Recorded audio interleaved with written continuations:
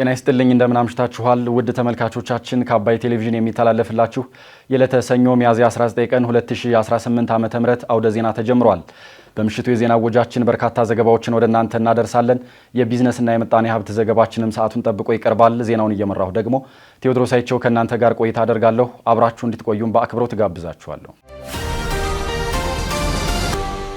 በመጀመሪያው ክፍለ ጊዜ የመረጃ ጥንቅር ሰዓታችን ስናልፍ ወደ ደቡብ አፍሪካ ለሚደረግ ፍልሰት መሸጋገሪያ የሆነችው ሞዛምቢክ ከኢትዮጵያ ጋር በተለያዩ መስኮች ለመስራት መስማማቷን፣ የኢትዮጵያ ከፍታ ስላላበቃ በየደረጃው ያልተሟሸ ነገር አለ ሲሉ አምባሳደር ሬድዋን ሁሴን መናገራቸውን፣ እንዲሁም አንዳንድ ሀረጋትና ቃላት ትርጉም የሚያስፈልጋቸው ከሆነ የመረጃ ነጻነት አዋጁን እንደገና ማየት እንደሚያስፈልግ ጥቆማ መቅረቡን የተመላከቱ መረጃዎችን ወደ እናንተ እናደርሳለን። በድጋሚ አብራችሁን ቆዩ። ወደ ደቡብ አፍሪካ ለሚደረግ ፍልሰት መሸጋገሪያ የሆነችው ሞዛምቢክ ከኢትዮጵያ ጋር በተለያዩ መስኮች ለመስራት ተስማማች። ጠቅላይ ሚኒስትር አብይ አህመድ ዛሬ ሚያዝያ 19 ቀን 2018 ዓ.ም ወደ አዲስ አበባ ላቀኑት የሞዛምቢክ ፕሬዝዳንት ዳንኤል ፍራንሲስኮ ቻፖ በቦሌ ዓለም አቀፍ አውሮፕላን ማረፊያ ተገኝተው አቀባበል አድርገውላቸዋል። የፕሬዝዳንቱ ጉብኝት የሁለቱን ሀገራት የጋራ ልማትና የህዝብ ለህዝብ ትስስር ትርጉም ባለው መልኩ ሊለውጡ የሚችሉ ተጨባጭ ስራዎችን ቅድሚያ የሰጠ ነው ሲልም የጠቅላይ ሚኒስትር ጽሕፈት ቤት አስታውቋል። በተመሳሳይ ዜና ኢትዮጵያና ሞዛምቢክ በፍልሰት አስተዳደር ዙሪያ አብረው ለመስራት በሚቻልባቸው ጉዳዮች ዙሪያ መወያየታቸው ተገልጿል። በኢፌዴሪ ፍትህ ሚኒስቴር የተቋም ግንባታና ሪፎርም ዘርፍ ሚኒስትር ዴኤታ ዶክተር ኤርሚያስ የማነ ብርሃን ከሞዛምቢክ የማይግሬሽንና የኢሚግሬሽን አገልግሎት ዋና ኮሚሽነር ዜና ዳይን ጆዳናኒ ከተመሩ ልዑክ ጋር ውይይት አድርገዋል። በዚህም ኢትዮጵያና ሞዛምቢክ በፍልሰት አስተዳደር ዙሪያ በጋራ ለመስራት በሚቻልባቸው ጉዳዮች ዙሪያ ሰፋ ያለ ንግግር መደረጉን ፍትህ ሚኒስቴር አስታውቋል። መደበኛ ባልሆነ ፍልሰት በሚደረግ እንቅስቃሴ ሞዛምቢክ መተላለፊያ ሀገር መሆኗንና በዚህም የተጠናከረ የሁለትዮሽ ግንኙነት እንደሚያስፈልግ የገለጹት ዶክተር ኤርሚያስ የማነ ብርሃን በተለይም በፍልሰት አስተዳደር የተጎጂ ድጋፍ ጥበቃና ወደ ሀገራቸው በክብር መመለስ ላይ እንዲሁም በሕግ ጉዳዮች ዓለም አቀፍ ትብብርና በመሰል ጉዳዮች ላይ የጋራ ትብብር እንደሚያስፈልግ አክለዋል። ዜና ዳይን ጆዳናኒ በበኩላቸው የፍልሰት አስተዳደርን በሚመለከት ሞዛምቢክ ከኢትዮጵያ ጋር አብሮ ለመስራት ያላትን ቁርጠኝነት ገልጸዋል። ሁለቱ ሀገራት በቀጣይ በዚህ ዙር በጋራ ለመስራት የጋራ ስምምነት ሰነድ አዘጋጅተው እንደሚፈራረሙ አሳውቀዋል። ሞዛምቢክ ከኢትዮጵያ ደቡባዊ ክፍል መነሻውን አድርጎ በደቡብ አፍሪካ ለሚደረገው የፍልሰት መስመር ዋነኛ መሸጋገሪያ ሀገር መሆኗ ይታወቃል። በተመሳሳይ ኢትዮጵያና ሞዛምቢክ በወታደራዊ ጉዳዮች ላይ ጥምር ኮሚቴ በማቋቋም በጋራ እንደሚሰሩ ገልጸዋል።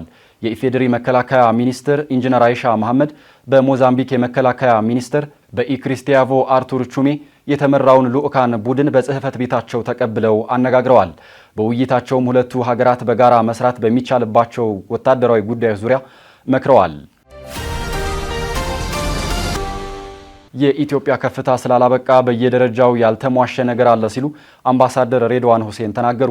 የብሔራዊ መረጃና ደህንነት አገልግሎት ጄኔራል ዳይሬክተር አምባሳደር ሬድዋን ሁሴን የመገናኛ ብዙሃን ለሀገር ግንባታ በሚል የሚዲያዎች ግምገማ ላይ ባደረጉት ንግግር የኢትዮጵያ ከፍታ ስላላበቃ በየደረጃው ያልተሟሸ ነገር ይኖራል ሲሉ ተናግረዋል። የኢትዮጵያ ከፍ ማለት የሚያቅለሸልሸውም የሚያስመልሰውም ሰው አለ ያሉት አምባሳደሩ እኛ ቅርሻቱን ባየን ቁጥር ኢትዮጵያ ተጎድታለች አንልም ብለዋል።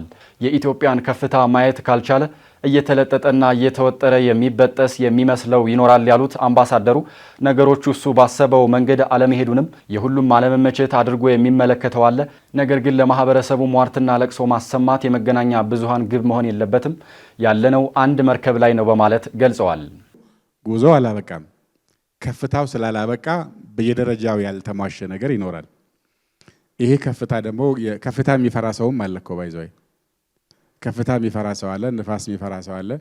የኢትዮጵያ ከፍ ማለት የሚያቅለሸልሸውም የሚያስመልሰው ሰውም ይኖራል እና ቅርሻቱን ባየን ቁጥር ኢትዮጵያ የግድ ተጎዳች አይደለም የሆነው። ከፍታው ካልቻለ መነሳቱ ካልቻለ ስፋቱን መዋጥ ካቃተው የተለጠጠ የተወጠረ የሚበጠስ የሚመስለው ይኖራል። በዚህ ልክ በገለጸው መንገድ ባሰበው መንገድ በተመኘው መንገድ በተመቸው መንገድ አለመሄዱን የሁሉም አለመመቸት አድርጎ ሚያይ ይኖራል። አንዳንዴም ሰው ኢትዮጵያን በራሱ ወገብ አስሯት እንደሚዞር አድርጎ የሚያስብ ሰውም ይኖራል። ስለዚህ ሲተኛ ምተኛ ሲያለቅስ ምታለቅስ አድርጎም ይወስዳል። ያ እንዳልሆነ ግን እናንተ ናችሁ ማሳያዎቹ። የኢትዮጵያ የተለያዩ ማህበረሰቦች ፍላጎቶች፣ ዊዝደሞች፣ ጥበቦች፣ የተከማቹ ዕውቀቶች፣ ተስፋዎች፣ ተግዳሮቶች ምን እንደሆኑ የሚንጸባረቀው እናንተ በምትመሩት በምታገለግሉት ማህበረሰብ ይሆናል ማለት ነው። አምባሳደር ሬድዋን ሁሴን አክለውም ኢትዮጵያ የተለያዩ ማህበረሰብ ፍላጎቶች፣ የተከማቹ ዕውቀቶችና ተስፋዎች ተደምረው ኢትዮጵያን ሙሉ ያደርጓታል ያሉ ሲሆን ማህበረሰቡ ምን ላይ ያተኩር የሚለውን መስራት አለብን ብለዋል። አሁን የምንቀናባቸው ሀገሮች ያደጉበት ሁኔታ እየተላላጡ ከፍ ያሉበት በመሆኑ እነሱ የደረሱበትን ወስደን ለማህበረሰባችን እያሳየን አንዱ ከሌላው የጎደለውን እየተማረ እንዴት ከፍ እንበል የሚለውን ማሳየት ይቻላል ሲሉም አምባሳደር ሬድዋን ሁሴን ገልጸዋል። አንዳንድ ሀረጎችና ቃላት ትርጉም የሚያስፈልጋቸው ከሆነ የመረጃ ነጻነት ረቂቅ አዋጅን እንደገና ማየት እንደሚያስፈልግ ተጠቆመም። በሕዝብ ተወካዮች ምክር ቤት የዲሞክራሲ ጉዳዮች ቋሚ ኮሚቴ በመረጃ ነጻነት ረቂቅ አዋጅ ላይ ከኢትዮጵያ ሕዝብ እንባ ጠባቂ የሥራ ኃላፊዎች ጋር ውይይት አድርጓል። በውይይቱ ላይም ትክክለኛ መረጃን ለማህበረሰብ ማድረስ ሕዝብን ተጠቃሚ ማድረግ እንደሚገባም ቋሚ ኮሚቴው አሳስቧል። የዲሞክራሲ ጉዳዮች ቋሚ ኮሚቴ ሰብሳቢ አቶ እውነቱ አለነ በሰጡት አስተያየት መረጃ ማግኘት የዜጎች ሕገ መንግስታዊ መብት ቢሆንም መረጃ የወሰደው አካልም የወሰዱትን ትክክለኛ መረጃ ለሕዝብ በማድረስ ሕዝብን ተጠቃሚ ማድረግ እንደሚገባ ተናግረዋል። አቶ እውነቱ አክለውም በረቂቅ አዋጁ ያሉ አንዳንድ ሀረጋትና ቃላቶች ትርጉም የሚያስፈልጋቸው ከሆነ ረቂቅ አዋጁን እንደገና ማየት እንደሚያስፈልግም አሳስበዋል። የመረጃ ነጻነት ረቂቅ አዋጅ ሆኖ ሲወጣ በቀላሉ ለሕዝቡ ተደራሽ እንዲሆን በረቂቅ አዋጁ መመላከት እንዳለበትም አቶ እውነቱ ጨምረው አጠቁመዋል። የቋሚ ኮሚቴው ምክትል ሰብሳቢ አቶ አዝመራው በበኩላቸው ከምክር ቤት አባላት ከቋሚ ኮሚቴውና ከምክር ቤቱ ጽሕፈት ቤት የሕግ ክፍል የተነሱ ጥያቄዎች ረቂቅ አዋጁ ለማዳበር ጠቃሚ በመሆናቸው አዋጁ ለረጅም ጊዜ እንዳገለግል ሆኖ እንዲጸድቅ የሚረዱ በመሆናቸው እንደገና መፈተሽ እንደሚገባ ማሳሰባቸውን ከምክር ቤቱ ያገኘነው መረጃ ያመላክታል። የኢትዮጵያ ሕዝብ እንባ ጠባቂ ተቋም ዋና እንባ ጠባቂ ወይዘሮ ስመኙ ቤ በሰጡት ማብራሪያም መረጃ ከሰጡ አካላት የተገኘው ትክክለኛ መረጃ ለሕዝብ ተደራሽ እንዲሆን ረቂቅ አዋጁ ከመዘጋጀቱ በፊት ጥናት መደረጉንና ከሌሎች ሀገራት ልምድ መወሰዱንም አስረድተዋል። የተወደዳችሁ ተመልካቾቻችን እየተከታተላችሁ ያላችሁት ከአባይ ቴሌቪዥን አውደ ዜና የመረጃ ጥንቅር ሰዓታችን አሁንም ቀጥሏል። ወደ ሁለተኛው ዙር ጥንቅራችን ስናልፍ ደግሞ በአዲስ አበባ መርካቶ አካባቢ ያለውን የተጎሳቆለ የአኗኗር ስርዓትና የቦታ ስያሜዎችን እንቀይራለን ሲሉ ከንቲባ አዳነች አቤቤ መናገራቸውን፣ የባህር ወንበዴዎች በሶማሊያ ባህር ዳርቻ ሌላ መርከብ ማገታቸውን ተከትሎ የዩኬ ማሪታይም ባለስልጣን ማስጠንቀቃቸውን እንዲሁም ሌሎች መረጃዎችን ዘነበህሉፍ እንደሚከተለው ያቀርባቸዋል። በድጋሚ አብራችሁን ቆዩ። በአዲስ አበባ መርካቶ አካባቢ ያለውን የተጎሳቆለ የአኗኗር ስርዓትና የቦታ ስያሜዎችን እንቀይራለን ሲሉ ከንቲባ አዳነች አቤቤ ተናገሩ። የአዲስ አበባ ከተማ አስተዳደር ከንቲባ ወይዘሮ አዳነች አቤቤ መርካቶ አካባቢ የሚገኘው በተለምዶ ቅጠል ተራ እየተባለ በሚጠራው አካባቢ ዘመናዊ የመኖሪያ ቤቶችን ግንባታ አስጀምረዋል። ከንቲባ አዳነች አቤቤ በዚህ ወቅት ባደረጉት ንግግር አካባቢው የተጨናነቀና ምቹ ያልሆነ በመሆኑ የእሳት አደጋ ሲከሰት እንኳን ለመከላከል አደጋች ሆኖ ቆይቷል ብለዋል። ከዚህ ቀደም ከፍተኛ የእሳት አደጋ ተከስቶ የመኪና መግቢያ ጠፍቶ እሳቱን ለመቆጣጠር ከፍተኛ ፈተና አጋጥሞ እንደነበር ያስታወሱት ከንቲባዋ በመሃል አዲስ አበባ የመብራት አገልግሎት የማያገኙና በኩራዝ መብራት የሚኖሩ ቤቶች በዚያ አካባቢ ነበሩ ሲሉ ገልጸዋል። የእሳት አደጋ ተከስቶ ሰዎች በኪራይ አልጋ በተኙበት ተቆልፎባቸው ሲቃጠሉ አይተናል ያሉት ወይዘሮ አዳነች ለዚህም የአይን ምስክር መሆናቸውን አንስተዋል። እዚህ ስፍራ ላይ ደጋግሜ መጥቻለሁ። አንድ መጀመሪያ የመጣሁት የቀድሞ ስራ አስፈጻሚ የዚህን አካባቢ ለመኖር አስቸጋሪነት የሚደርሰውን አደጋ በየጊዜው እሳት አደጋ እየተነሳ ሰዎች ጭምር እንደሚቃጠሉ ስታነሳ እሱን አብረን ዞረን ጎብኝተን ተዘዋውረን ለማየት እንኳን አልቻልንም። እንኳን ለመኖር ማህበረሰቡን አወያይተን ለመገንባት እየተዘጋጀን እያለን ያው የተለመደው ድንገተኛ እሳት ተነሳ። መተነ በእለቱ በሰዓቱ ስናይ ሰው ሲቃጠል አየን። ይህንን ካልቀየርን በስተቀረ ሌሎች ልማቶቹን ለማውራት እስከሚከብደን ድረስ አደጋዎችን አየን። እዚህ ስፍራ ላይ የሰው ልጅ ላይ ተኝቶ ሌሊት በር ተቆልፎበት እንግዲህ ያከራያችሁትን ሰዎች እየወቀስኩ አይደለም፣ ግን እንደዚህ አይነት ህይወት አሳልፈናል። መርሳት የለብንም። አልጋ ተብሎ የተከራዩ ሰዎች ተቆልፎባቸው እሳት ተነስቶ መውጫተው ሲነዱ ነበር። እሱን በአይኔን ያየሁት በሪፖርት ሳይሆን እሳቱ ቀደመን። በዛ ሰዓት ሁለተኛ መሀል አዲስ አበባ ላይ ያኔ እሳቱን ለማጥፋት በመናረጋው ጥረት በሻማ የሚጠቀሙ ቤቶች ነበሩ፣ መብራት ኮኔክት ያልተደረገላቸው። ኩራዝ አይተናል። ኩራዝ አሁን ገጠሪቷ ኢትዮጵያ ውስጥ ስለመኖሩ ራሱ ጥያቄ ነው አይደለ? እዚህ ስፍራ ላይ ግን አይቻለሁ ባይኔ። ለአደጋው መቀጣጠል እንኳን ከፍተኛ አስተዋጽኦ የነበረው ኤሌክትሪኩም አለ የሚባል ሳይሆን እርስ በርስ ተጠላልፎ እንደ ሸረሪት ድር ያንን አደጋ ብንሯሯጥም በተፈለገው ደረጃ ማስቀረት አልቻልንም። ማትረፍ የተቻለ ቢኖርም መኪና መግቢያ ጠፋ። ውስጡ እንደምታውቁት መንገድ አልነበረም። እንኳን መኪና ለሰው ልጅ እንኳን ለመንቀሳቀስ አስቸጋሪ ነበር። 10,000 ካሬ ላይ ያረፈው አዲስ የሚገነባው መኖሪያ መንደር ምቹ ህጻናትና ወጣቶች የሚጫወቱባቸው መሰረተ ልማቶች ጭምር የሚገነባበት የአካባቢውን ገጽታ ሙሉ በሙሉ የሚቀየር ነው ሲሉም ከንቲባ አዳነች ገልጸዋል። የሚገነባው 500 ቤቶችን የያዘ 9 ህንጻ መሆኑንና ከአካባቢው የተነሱ ነዋሪዎች በእነዚህ በሚገነቡት መኖሪያ ቤቶች ውስጥ እንደሚገቡ ይፋ አድርገዋል። ከዚህ የተነሳችሁትን የቅድሚያ ሰጥተን እዛም ሳትደርሱ ወደ ቤታችሁ መግባት እንድትችሉ እንጥራለን ያሉም ሲሆን ግንባታው በቀጣይ አዲስ ዓመት እንደሚጠናቀቅም ተናግረዋል። በደንብ ያላሰብንበትን ያልተዘጋጀንበትን ቃል አንገባም፣ ተዘጋጅተን ነው ቃል የምንገባላችሁም ብለዋል። በዚህ ስፍራ ላይ ያ አደጋ መልሶ ህዝባችንን እንዳይጎዳ የዚህ ቦታ ጉዳት አጠቃላይ ከተማችንም የሀገርም ጉዳት ስለሆነ በዛ እይታ ነው እዚህ የመጣ ነው። ይሄ ብቻ ሳይሆን መርካቶ ላይ በርካታ ማሻሻል ያለብን አሰራሮች አጠራሮችም አሉ። ብዙ ስሞች ተሰጥተዋል። ተራ እየተባለ ዝም ብሎ አይደለም። እሱ በውስጡ ያለውን የህይወት እንቅስቃሴ የሚያመላክት ነው። ጭር ተራ፣ ቅጠል ተራ፣ ሳር ተራ፣ ቦምብ ተራ። የተራ ህይወት አንኖርም፣ እንቀይራለን። ተራ አኗኗርና ተራ ኑሮን የተራ አጠራርን ብቻ ሳይሆን አኗኗርን ጭምር እንቀይራለን። ይሄንንም ቅጠል ተራ ተብሎ የሚጠራውን አካባቢ ወደ ውብ ድንቅ የመኖሪያ ስፍራ እንቀይረዋለን። ይሄ ድንቅ የመኖሪያ ስፍራ ስንል መኖሪያ ቤት ብቻ አይደለም። የስፖርት ሜዳዎች፣ ልጆች ቦርቀው ማደግ አለባቸው። ያንን ሁሉ እያየን ነው። ይሄንን ስፍራ እንደው መልሶ እዚህ ቤት የተቃጠለባቸውንና አሁንም በተጨማሪ ሰፋ አድርገን ለመስራት ያቀድናቸውን ሰዎች ብቻ ለማስገባት ያላሰብነው አካባቢውን በአጠቃላይ ለመቀየር ነው። ይሄ 9 ህንፃ ባለ 8 ወለል ሲገነባ ከዚህ የምትነሱትን ብቻ ነው እንደሚይዘው በርካታ ህዝብ ይዛል።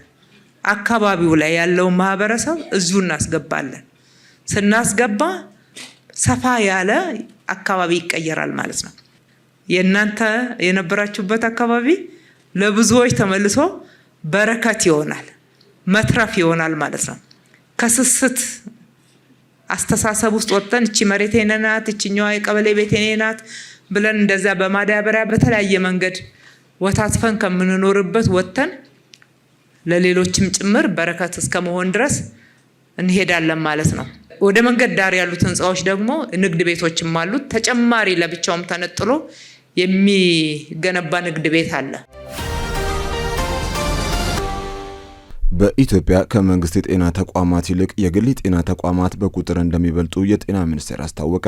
የጤና ሚኒስትር ዴኤታ ዶክተር ደረጀ ዱጉማ በኢትዮጵያ ከመንግስት የጤና ተቋማት ይልቅ የግል ጤና ተቋማት በቁጥር እንደሚበልጡ ተናግረዋል። ዶክተር ደረጀ ዱጉማ ይህንን ያሉት በ30 ሚሊዮን ብር ኢንቨስትመንት የተገነባው ኑቢራ የህክምና ማዕከል ባሳለፍነው ቅዳሜ ሚያዝያ 17 ቀን 2018 ዓ.ም በተመረቀበት ወቅት ተገኝተው ባደረጉት ንግግር ነው። ሚኒስትር ዴኤታው በዚሁ የምረቃ ስነ ስርዓት ላይ በኢትዮጵያ ከ28 ሺህ በላይ የግል ጤና ተቋማት መኖራቸውን ተናግረው የጤና ሚኒስቴርም የግል ጤና ተቋማት በሚያስፈልጋቸው ሁሉ በመደገፍና በማበረታታት ከጎናቸው እንደሆነ ተናግረዋል። የግል ጤና ተቋማት የማህበረሰቡን አቅም ያገናዘበ የህክምና ክፍያ እንዲኖራቸውና የተሻለ ህክምና መስጠት እንደሚጠበቅባቸውም ዶክተር ደረጀ ጠቁመዋል። የግል ጤና ተቋማት በሁሉም የሀገራችን ክፍል ድጋፍ እየተደረገላቸው በሚቻለው አቅም መንግስት እየደገፋቸው በስፋት ወደ ስራ እንዲገቡ ጥረት የምናደርገው። በዚህ ሰዓት ከ28 ሺህ በላይ የሚሆኑ የግል ጤና ተቋማት በሁሉም የሀገራችን ክፍል አገልግሎት ይሰጡ ይገኛሉ። በቁጥር ከመንግስት ጤና ተቋማት ይበልጣሉ። ለእኛ እንደ መንግስት ይሄ በጣም ትልቅ አቅምና ድጋፍ እንደሆነ እንወስዳለን። ባለን አቅም ለመደገፍ ጥረት ይደረጋል። የግል ጤና ተቋማት ወደ ማህበረሰባችን ቀረብ በማለት የማህበረሰቡን የመክፈል አቅም ማዕከል ያደረገ ጥራት ያለው የጤና አገልግሎት እንዲሰጡ ይጠበቃል። የጤና ማዕከል ስንል እንግዲህ ከህንፃው በዘለለ በርካታ ነገሮች መታሰብ አለባቸው። ቀደም ብሎ ዶክተር በለጠ እንደገለጸው ህንፃው አንድ ነገር ሆኖ ከዛ ባሻገር የተሻሉ ሕክምና መሳሪያዎችን ማግኘት ያስፈልጋል። ዛሬ በዚህ ተቋም ያየነው በጣም የተሻሉ እኛም ጥሩ ብራንድ እንደሆኑ የምናውቃቸው ላቦራቶሪ መሳሪያዎችና የኤክስሬይ አልትራሳውንድ አይተናል።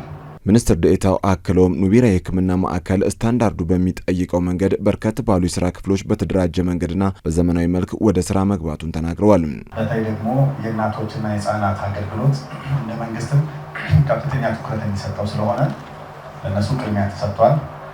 የጨቅላ ህፃናት ህክምና፣ የእናቶች ክትትል፣ የወሊድ አገልግሎት፣ የኦፕሬሽን አገልግሎት፣ እነዚህ በጣም ወሳኝ አገልግሎቶች ናቸው። በጥሩ መንገድ ተደራጅቷል። ማህበረሰባችን ደግሞ እነዚህ እንዲጠቀም እኔ እንደዚሁ መልዕክት ማስተላለፍ ፈልጋለሁ። ከዛም አልፎ ደግሞ ሌሎች የቀዶ ጥገና አገልግሎቶችንም የአጥንትና አጠቃላይ ቀዶ ህክምና አገልግሎት እንዲኖር ማድረግም በጣም ይበል የሚያሰኝ ነው። ከዛም አልፎ የአዋቂዎች የጽኑ ህክምና አገልግሎትን በጥሩ መንገድ ተደራጅተዋል። ከሁሉም በላይ ደግሞ እንደ መንግስት ከፍተኛ ትኩረት እንዲሰጥበት የምንፈልገው የኤመርጀንሲ ወይም ደግሞ የድንገተኛ ህክምና አገልግሎቱ በዚሁ ደረጃ በጥሩ መንገድ ተደራጅቷል። የኑቢራ ህክምና ማዕከል ሜዲካል ዳይሬክተር ዶክተር ጌታቸው ምሳው ስለ ማዕከሉ አመሰራረትና ማዕከሉ ስለሚሰጣቸው የጤና አገልግሎት ተከታዩን ብለዋል። ኑቢራ ህክምና ማዕከል መልቲ ስፔሻሊቲ ሴንተር ነው የሚባለው። ሁሉንም አይነት የህክምና አገልግሎቶች ይሰጣል። የማዋለድ አገልግሎት፣ የአጥንት ቀዶ ህክምና፣ የውስጥ ደዌ ህክምና፣ የህፃናት ህክምና እንዲሁም የአዋቂዎች የውስጥ ደዌ ህክምና እና የአዋቂዎች የጽኑ ህሙማን ክፍል አገልግሎት ይሰጣል። የኒዮናታል አይሲዩ የጨቅላ ህፃናት ጽኑ ህሙማን አገልግሎት ይሰጣል። በጠቅላላ ሁሉንም የጤና አገልግሎቶች እንሰጣለን። እንግዲህ ይሄ ማዕከሉን እንደሰማችሁት ኑቢራ ህክምናውን አገልግሎት መስጠት የጀመረው ከ2015 ጀምሮ ነው። በክሊኒክ ደረጃ ጀምሮ አሁን ትልቁን የህክምና ማዕከል ካቋቋምን ኦልሞስት 8 ወር አካባቢ ሆኖናል። በዚህ 8 ወር ውስጥ በጣም ብዙ የህክምና አገልግሎቶችን ሰጥተናል። በአማካኝ ከ2000 በላይ ታካሚዎችን አክመናል። ይሄ ማለት አዲስ ታካሚዎች ማለት ነው። በጠቅላላ በተደጋጋሚ የመጡትን ስንቆጥር እስከ 10000 አካባቢ የሚደርስ አገልግሎት ሰጥተናል። የተለያዩ ሰርጀሪዎችን ሰርተናል። የማዋለድ አገልግሎት እንዲሁም የአጥንት ቀዶ ህክምና የመሳሰሉትን ወደ 30 አካባቢ የቀዶ ህክምና አገልግሎቶች ሰጥተናል። እንግዲህ ከተቋቋምንበት ጊዜ ጀምሮ በ8 ወር ውስጥ ይህን ያህል አገልግሎት መስጠት በጣም ጥሩ ነው። ወደፊትም የበለጠ አገልግሎት እንሰጣለን ብለን እናስባለን። ማዕከሉ ከ30 በላይ ተኝቶ መታከሚያ አልጋዎች፣ በአንድ ጊዜ 3 የተለያዩ የቀዶ ህክምና አገልግሎቶችን መስጠት የሚችሉ ክፍሎች እንዳሉትም ተነግሯል። ከ40 በላይ ስፔሻሊስትና ሰብ ስፔሻሊስት ሐኪሞች ያቋቋሙት ኑቢራ የጤና ማዕከል ከ100 ለሚበልጡ ዜጎች ቋሚ ስራ ዕድል ፈጥሯልም ተብሏል። በምረቃ ስነ ስርዓቱ ላይ አርቲስት ተስፋለም ታምራትና ባለቤቱ አርቲስት ቃል ኪዳን አበራ የማዕከሉ ብራንድ አምባሳደር ሆነው የተሾሙ ሲሆን አብረው ለመስራት የሚያስችላቸውን የውል ስምምነት ተፈራርመዋል። የባህር ወንበዴዎች በሶማሊያ ባህር ዳርቻ ሌላ መርከብ ማገታቸውን ተከትሎ የዩኬ ማሪታይም ባለስልጣን ማስጠንቀቂያ ወጡ። የባህር ላይ ውንብድና እንደሆነ በተጠረጠረ ድርጊት በቀናት ልዩነት ሌላ መርከብ መያዙን ተከትሎ የዩናይትድ ኪንግደም ማሪታይም ባለስልጣን በሶማሊያ ባህር ዳርቻ የጠለፋ ስጋት ጨምሯል የሚል ማስጠንቀቂያ አውጥቷል። የዩናይትድ ኪንግደም የማሪታይም ንግድ ስራዎች መስሪያ ቤት እሁድ ዕለት ከሶማሊያ ባህር ዳርቻ 6 ናውቲካል ማይልስ ርቀት ላይ አንድ መርከብ መታገቱን አስታውቋል። ተቋሙ ባወጣው መግለጫ ያልተፈቀደላቸው ሰዎች መርከቡን ይዘው አቅጣጫውን ሶማሊያ ግዛት ውስጥ ወደሚገኘው ውሃ ማስቀየራቸውን ገልጾ በዚህም በአካባቢው ያለው ስጋት በከፍተኛ መጠን መጨመሩን አስረድቷል። ባለፈው ሳምንት ውስጥ ብቻ አሳ ማጥመጃና የነዳጅ ጫኞችን ጨምሮ 4 መርከቦች የባህር ላይ ውንብድና እንደሆነ ተጠረጠረ ድርጊት ኢላማ መሆናቸው ተጠቁሟል። የዩናይትድ ኪንግደም መስሪያ ቤት በመግለጫው የባህር ውንብድና ቡድን እንቅስቃሴ ስጋት እየጨመረ በመምጣቱ መርከቦች በጥንቃቄ እንዲጓዙ መልእክት ማስተላለፉን ቢቢሲ ዘግቧል። ተቋሙ ባለፈው ሳምንት ረቡዕ ዕለት በሰሜናዊ ሶማሊያ ማሪዮ ባህር ዳርቻ ላይ ሌላ መርከብ በመጠለፉ ማስጠንቀቂያ አውጥቶ እንደነበር ተመላክቷል። መርከቡ 10 ፓኪስታናውያን፣ 4 ኢንዶኔዥያውያን እንዲሁም የህንድ፣ ስሪላንካና ማይናማር ዜጋ የሆኑ ሰራተኞችን ይዞ የነበረ ሲሆን ከሶማሊያ ባህር ዳርቻ አቅራቢያ በሁለት የአሳ አጥማጆች ከተሞች መካከል እንደቆመ ተገልጿል። ሐሙስ ዕለት የሶማሊያ ባንዲራን ያነገበ የአሳ ማጥመጃ መርከብ መያዙን የዩናይትድ ኪንግደም የማሪታይም ንግድ ስራዎች መስሪያ ቤት ገልጿል። ቢያንስ 2 የታጠቁ ሰዎች መርከቡ ላይ ለመውጣት ቢሞክሩም ሰራተኞቹ የማስጠንቀቂያ ተኩስ ካሰሙ በኋላ መሸሻቸውን አስታውቋል። በተጨማሪም የባህር ወንበዴዎች ባለፈው ሳምንት ሐሙስ 17 ሰራተኞችን ይዞ በሶማሊያ የባህር ዳርቻ ሲቀዝፍ የነበረ ሆነር 25 የተሰኘ የነዳጅ ጫኝ መርከብን መጥለፋቸውን በርካታ የደህንነት ባለስልጣናት መናገራቸውን ዘገባው አክሏል። በዝርዝር ወደ ያዝነው መረጃ ስናልፍ በአሜሪካ እስራኤልና በኢራን መካከል ያለውን ጦርነት ለማስቆም ለሚደረገው ድርድር እንቅፋቱ አሜሪካ ናት ሲሉ የኢራን ውጭ ጉዳይ ሚኒስትር ተናገሩ። ወደ ሩሲያ ያቀኑት የኢራን ውጭ ጉዳይ ሚኒስትር አባስ አራግቺ በፓኪስታን ሲደረግ የነበረው የሰላም ድርድር ያልተሳካው አሜሪካ ባቀረበችው ከልክ ያለፈ ጥያቄዎች ምክንያት ነው ሲሉም ተናግረዋል። ይህ በእንዲህ እያለ በኢራን የፈራረሱ የመኖሪያ ህንፃዎችን ለማጽዳት 200,000 የጭነት መኪኖች እንደሚያስፈልጉ ተገልጿል። ዝርዝሩን ዙሩፋኤል ሀብታሙ እንደሚከተለው ያቀርበዋል። በድጋሚ አብራችሁን ቆዩ። በአሜሪካ እስራኤልና በኢራን መካከል ያለውን ጦርነት ለማቆም ለሚደረገው ድርድር እንቅፋቱ አሜሪካ ናት ሲሉ የኢራን ውጭ ጉዳይ ሚኒስትር ተናገሩ። የኢራን ውጭ ጉዳይ ሚኒስትር አባስ አራጋቺ በኢራን በአሜሪካ እስራኤል ጥምረት መካከል ያለውን ጦርነት ለማቆም በሚደረገው ድርድር ላይ ለታየው የሂደት መዘግየት አሜሪካን ተጠያቂም አድርገዋል። ሚኒስትሩ ይህንን ንግግር ያደረጉት ከሩሲያው ፕሬዝዳንት ቭላዲሚር ፑቲን ጋር ለመወያየት ሞስኮ በገቡበት ወቅት ነው። አራጋቺ እንደገለጹት አሜሪካ የምታቀርበው ከመጠን ያለፈ ፍላጎትና የተሳሳተ አካሄድ በፓኪስታን አምባሳደሮች አማካኝነት የሚደረገው የሰላም ጥረት ውጤታማ እንዳይሆን እንቅፋት ሆኗል በማለትም ተናግረዋል። በሩሲያ ሴንት ፒተርበርግስ ከተማ ያረፉት አራጋቺ በመካከለኛው ምስራቅ የሚደረገውን ጦርነት በተመለከተ ከሩሲያ አጋሮች ጋር እንደሚነጋገሩ በፐርሺያ ቋንቋ በሰጡት ቃለ መጠይቅም ገልጸዋል። ከሩሲያው በፊት ወደ ፓኪስታን አቅንተው የነበሩት ውጭ ጉዳይ ሚኒስትሩ በኢስላማባድ የነበራቸው ቆይታ በምን አይነት ሁኔታ ውስጥ ድርድሩ ሊቀጥል ይችላል የሚል ላይ ያተኮረ እንደነበረም አስረድተዋል። አራጋቺ በቃለ መጠይቃቸው በኢራን ስለተዘጋው የሆርሙዝ ወሽመጥም አንስተዋል። በወሳኙ የባህር መስመር በኩል ደህንነቱ የተጠበቀ ጉዞ ማድረግ ዓለም አቀፍ ጉዳይ ሆኖ መቀጠሉንም ጠቅሰዋል። እንደ ኦማን ያሉ ጎረቤት ሀገራት ወሽመጡን በተመለከተ ከኢራን ጋር ባላቸው የጋራ ፍላጎት ላይ እንዲሰሩም ጠይቀዋል። ኢራንና ኦማንን የሚያስማሙ በርካታ ነጥቦች መኖራቸውንም ጠቁመው ሁለቱ ሀገራት ሆርሙዝን በተመለከተ ተጨማሪ ንግግር ለማድረግ ስምምነት ላይ እንደደረሱም ተናግረዋል። በተመሳሳይም የኦማን ውጭ ጉዳይ ሚኒስትር ባድር አልቡልሳይዲ በኤክስ ገጻቸው ላይ ከአባስ አራጋቺ ጋር በሆርሙዝ ወሽመጥ ዙሪያ ጥሩ ውይይት ማድረጋቸውንም ገልጸዋል። አክለውም ሁለቱ የውጭ ጉዳይ ሚኒስትሮች በወሽመጡ ላይ ለዓለም አቀፍ ማህበረሰብ ስለሚኖረው የጋራ ኃላፊነት እንዲሁም ለረጅም ጊዜ መንቀሳቀሻቸው ለተቀመጡ ባህርተኞች ስለሚያስፈልግ አስቸኳይ የሰብአዊ እርዳታ መነጋገራቸውንም አስታውቋል።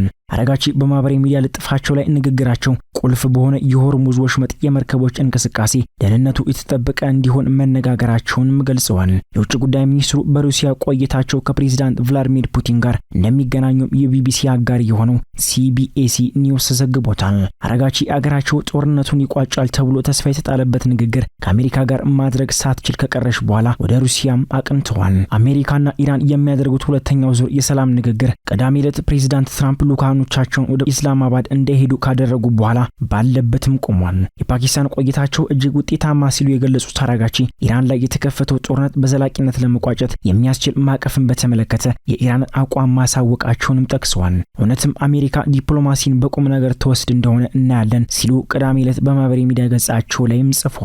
የአሜሪካው ፕሬዝዳንት ዶናልድ ትራምፕ በበኩላቸው ኢራን መደራደር ከፈለገች በስልክ መነጋገር እንደሚቻልና ሉካኖቻቸውን ወደ ፓኪስታን እንደማይልኩ መናገራቸው ዘነጋም። ይህ በእንዲህ እንዳለ የኢራን አካባቢ ጥበቃ ባለስልጣን በጦርነት ምክንያት የፈራረሱ የመኖሪያ ህንጻዎችን ለማጽዳት 200,000 የጭነት መኪናዎች ያስፈልጋሉ ሲልም አስታውቋል። የአካባቢ ጥበቃ ምክር ቤት አባሉ እንደገለጹት እስራኤልና አሜሪካ በፈጸሙት የአየር ድብደባ በሺዎች የሚቆጠር የመኖሪያ ህንጻዎች ወድመዋል፣ እንዲሁም 10 ሚሊዮን ቶን ፍርስራሾች ተቆልሏል በማለትም ጠቁመዋል። በተጨማሪም ይህንን ፍርስራሾች ለማንሳት ወደ 200 ሺህ የጭነት መኪናዎችን እንፈልጋለንም ብለዋል። አክለውም በኢራን ውሃ፣ አፈር፣ አየርና የብክለት አስተዳደርን ጨምሮ ከባድ የሆነ የአካባቢ ጥበቃ ቀውስ ገጥሞናል ብለው እነዚህም ደግሞ በጦርነቱ ምክንያት የተባባሱ ናቸው ሲሉም አመላክተዋል። የአባይ ቴሌቪዥን የምሽት ዘገባዎች እንደቀጠሉ ናቸው። ውድ ተመልካቾቻችን አሁን ደግሞ የቢዝነስና የምጣኔ ሀብት ጉዳዮች ወደ እናንተ የሚቀርቡበት ሰዓት ላይ ደርሰናል። መረጃዎቹን ደግሞ ራቢያ ከድር እንደሚከተለው ታቀርባቸዋለች። አብራችሁን ቆዩ።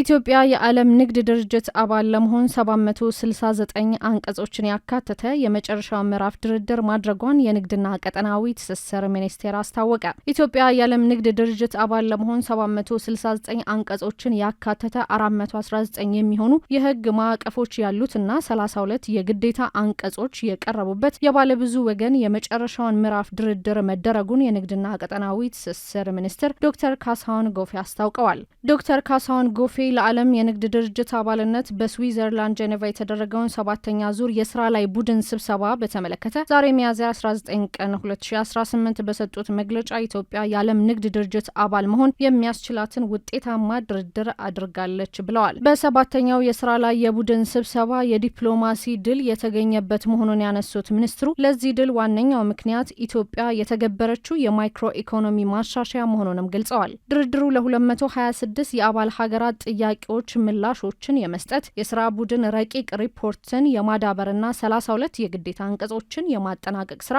መከናወኑም ተነግሯል። የንግድና ቀጠናዊ ትስስር ሚኒስትር ዶክተር ካሳሁን ጎፌ አክለውም ከ9 አባል ሀገራት ጋር የሁለትዮሽ የገበያ እድል ድርድሮች መጠናቀቁን ጠቁመው በቅርብ ጊዜያት ከ5 ሀገራት ጋር የሁለትዮሽ ድርድር ስምምነት እንደሚኖርም ጠቁመዋል። ድራፍት ወርኪንግ ፓርቲ ሪፖርት ማለት ረቂቅ የሆነ ነገር ለመጽደቅ በቂ ነው ማለት ነው። ፍሬ ነገሩ ወደ ረቂቅ ደረጃ አድጓል። አሁን ላይ በ7ኛው ያ ረቂቅ የስራ ላይ ቡድን ሪፖርት ወደ 769 አንቀጾች ያሉት ነው። 400 ገጽ ያለው ነው። 52 ተቀጽላ ዶክመንቶች ያሉበት ነው። 419 የሚጠጉ የህግ ማዕቀፎች ያቀረብንበት ነው። 32 የግዴታ አንቀጾች ወይም ኮሚትመንት ላንጉዌጅ ከሪፖርቱ ጋር ተካቶ የተገመገመበት ነው። እነኚህን ይዘን ባለብዙ ወገን ድርድር ላይ ስናደርግ የኢትዮጵያ የአባልነት ጉዞ ከምንም ጊዜ በላይ በፍሬ ነገር ድሮ ሂደት ይገመገም ከነበረበት ወደ ሰብስታንስ ወይም ፍሬ ነገር የገባበትና በፍሬ ነገር ደረጃ የተሻለ ሪፖርት የቀረበበትና የአባል ሀገራትን ቀልብ የሳበ በ26 የፈረንጆች ዓመት ማጠናቀቅ እንደምንችል በአብዛኛው አባል ሀገራት የተስማሙበት ቀሪ ነገሮች የሉ ማለት አይደለም። ግን በ7ኛው ትልልቅ ውሳኔዎች ወስነን የገባንበት የከስተምስ ቫሉዌሽን ወይም የጉምሩክ ታሪፍ ትመና አዋጅ አሻሽለን ኦዲሲ አዘር ዲዩቲስ ኤንድ ቻርጅስ አፖን አክሴሽን ወይም አባል ከሆንበት ጊዜ ጀምሮ እንደምናስቀር ተግባብተንበት የፍራንኮ ቫሉታን ክፍያ መመሪያ ያጸደቅንበት የካርጎ ስካኒንግ ፊን ለማስቀረት የተስማማንበትና ብዙዎች በዚህ ቡድን ስብሰባ ላይ እንደ ጥያቄ የሚነሱ ጉዳዮችን ያስቀረንበትና የበለጠ መተማመን የተፈጠረበት የኢትዮጵያ የድርድር ሂደት እውነትም ጄኒውን ነው እውነተኛ ነው ወደሚል ደረጃ ያቀናንበትና ጥሩ የሚባል መድረክ ነው የነበረው። ኢትዮጵያ የዓለም ንግድ ድርጅት አባል ለመሆን ከ23 ዓመታት በላይ ድርድር ስታደርግ መቆየቷን ዶክተር ካሳሁን ጎፌ አስታውሰው ኢትዮጵያ በታዛቢነት በቆየችበት የዓለም ንግድ ድርጅት አባል ለመሆን 7ኛ ዙር የስራ ላይ ቡድን ስብሰባ ላይ መድረሷንም ገልጸዋል። በስዊዘርላንድ ጄኔቫ የተካሄደው 7ኛው የስራ ቡድን ስብሰባ ኢትዮጵያ በድርድር ሂደት ላይ ያሳየችውን ቁርጠኝነት በተሳታፊ አባል ሀገራት እውቅና ተሰጠው ሚኒስትሩ ጠቁመው 8ኛው የስራ ቡድን ስብሰባ በቀጣይ 2019 መስከረም ወር እንደሚካሄድም ገልጸዋል።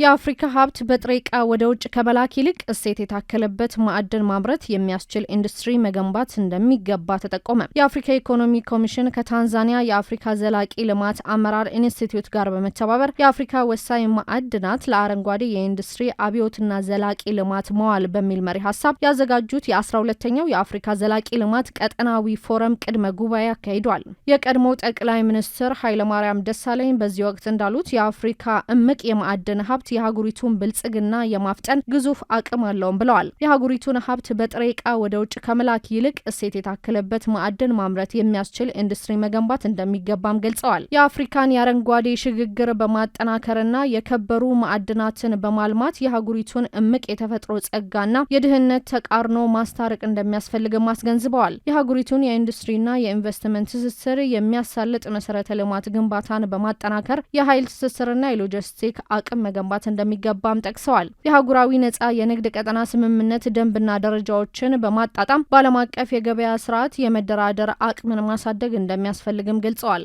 በተለይም የአንድ አፍሪካ ሀገር የማዕድን ሀብት ተቆፍሮ በሌላ የአፍሪካ ሀገር የሚቀነባበርበትና በሶስተኛ የሀገሪቱ ሀገር ምርት ሆኖ የሚወጣበት ሁኔታ ጭምር ማሰብ እንደሚጠበቅም አብራርተዋል። የአፍሪካ ሀገራት የእርስ በርስ ትስስር የዓለም አቀፍ የኢንዱስትሪ ኃይልን የሚሆንበት አቅም በመገንባት ተጠያቂነት የሰፈነበት የማዕድን ልማትና ተቋማትን መገንባት እንደሚያስችልም ተናግረዋል። አፍሪካ ፍትሐዊ የዓለም አቀፍ አጋር እንጂ ምጽዋት የምትሰጥ አህጉር አለመሆኗን ጠቁመው የልማት አጋሮችም አህጉሪቱ ከጥሬ ዕቃ ምንጭነት ባሻገር የስትራቴጂክ ኢንዱስትሪ መዳረሻ በማድረግ ሊመለከቷት ይገባል ማለታቸውንም ኢዜአ ዘግቧል።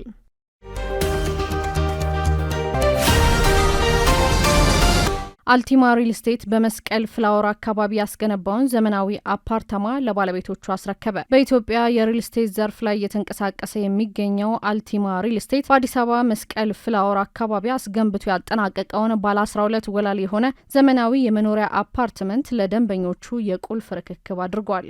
ሪል ስቴቱ ቅዳሜ ሚያዝያ 17 ቀን 2018 ባካሄደው መርሃ ግብር ላይ ግንባታው በ2 ዓመት ጊዜ ውስጥ ተጠናቆ ለባለቤቶቹ ርክክብ ማድረጉን ነው የገለጸው። ደንበኞቹ የተረከቡት ይህ ህንፃ አስተማማኝ የመኪና ማቆሚያ፣ የከርሰ ምድር ውሃ እንዲሁም ሌሎች መሰረታዊ አገልግሎቶች የተሟሉለት መሆኑ የተነገረ ሲሆን የፕሮጀክት አልቲማ ሪል ስቴት ባለፉት 3 ዓመታት ውስጥ ገንብቶ ያስረከበው ሁለተኛው ፕሮጀክት መሆኑም ተመላክቷል። ከቁልፍ ርክክቡ ጎን ለጎን ተቋሙ አዳዲስ የቤት ፈላጊ ታሳቢ ያደረገ ልዩ የሽያጭ ኤክስፖ በይፋ ማስጀመሩን አስታውቋል። አልቲማ በመስቀል ፍላወር ፕሪሚየም ሳይት ነው ባለውና አዲስ ለሚጀምረው ፕሮጀክት የሽያጭ ምዝገባም ጀምሯል። በቱሊፕ ሆቴል አጠገብ የ5ኛ ቀን የሽያጭ ኤክስፖን የከፈተ ሲሆን ደንበኞች ከ5% ቅድሚያ ክፍያ ጀምሮ ክፍያ በመፈጸም የቤት ባለቤት እንዲሆኑ የሚያስችል መሆኑም ተገልጿል። ይህ የሽያጭ ኤክስፖ ከሚያዝያ 17 እስከ ሚያዝያ 21 ቀን 2018 ድረስ ተከታታይ 5 ቀናት ክፍት ሆኖ እንደሚቆይ ተጠቁሟል። የአልቲማ ሪል ስቴት መስራች የሆኑት ኢንጂነር ዮሴፍ ፍቃዱ እንደተናገሩት በኤክስፖ ወቅት ቤቶችን ለመግዛት ለሚጎበኙ ደንበኞች ለእያንዳንዱ ቤት እስከ 1 ሚሊዮን ብር የሚደርስ ልዩ የዋጋ ቅናሽ መዘጋጀቱንም ጠቁመዋል። ይህ የርክክብ ሂደት በዘርፉ ላይ ያለውን የመኖሪያ ቤት እጥረት ለመቅረፍና የንብረት ልማት ክፍተቱን ለመሙላት ትልቅ አስተዋጽኦ እንደሚኖረው በነበረው ስነ ስርዓት ላይ ተነግሯል። ስትከታተሉት የነበረው የዕለተ ሰኞ ሚያዝያ 19 ቀን 2018 ዓ.ም ከአባይ ቴሌቪዥን የአውደ ዜና የመረጃ ጥንቅር ሰዓታችን ይህንን ይመስል ነበር። አብራችሁን ስለነበራችሁ ከልብ እያመሰገን በያላችሁበት መልካም ምሽት